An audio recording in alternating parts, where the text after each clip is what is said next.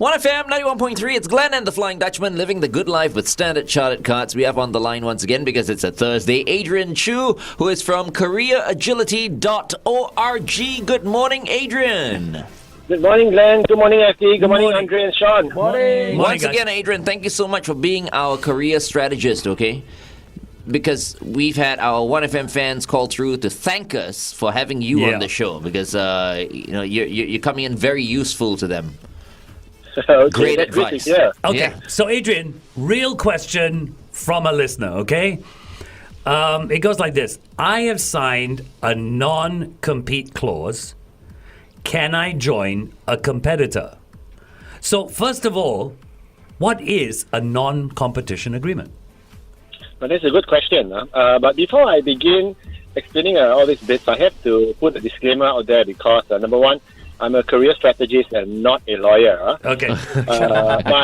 My law education has been restricted to watching Meghan Markle for 9 seasons on Suits. That's about it. That must have been enjoyable. Okay, anyways.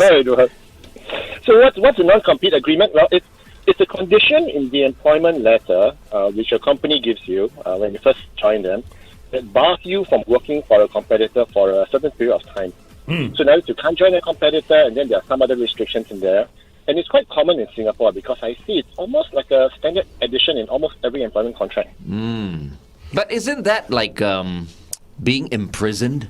I mean, for how long can they state you're not allowed to work for a competitor? You leave a company if they say, okay, you can't work for a competitor for the next 10 years. It's in your contract. And that's true because they can put whatever they want in there. It's whether or not it's enforceable, which is the next question. Are these non-competition clauses really enforceable in Singapore? And in general, they are difficult to enforce. Okay, because the government, the law itself doesn't look very kindly on what they call restraint of trade. Yes. It's against public policy. So, I mean, how can you restrict someone from making a living, right? For like 1 year, 2 years, you can't join a competitor, right?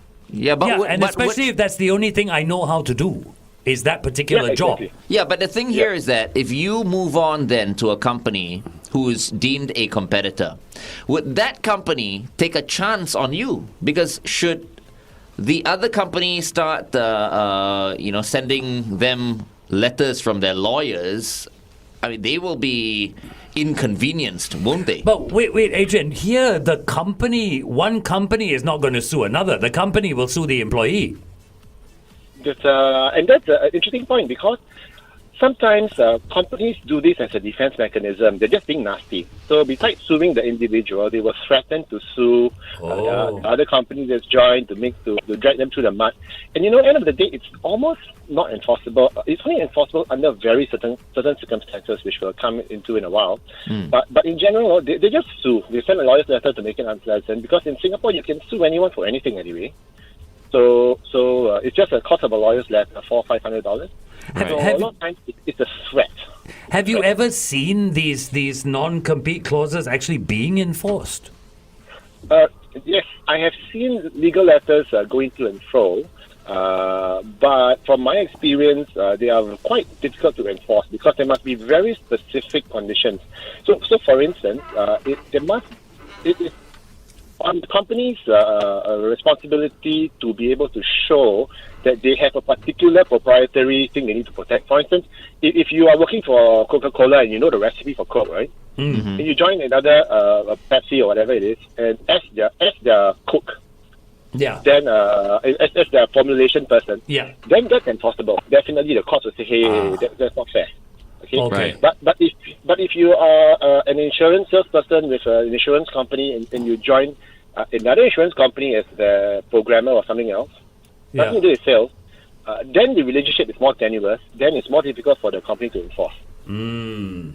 Interesting. So it can only be enforced in certain areas. Yes, correct. And the clauses have to be reasonable. I mean, even things like, in fact, the secret is the more unreasonable it is, the more difficult it is to enforce. So I've seen clauses that say you can't work for any competitor in our industry for the next 2 years in any part of the world. Oh, wow!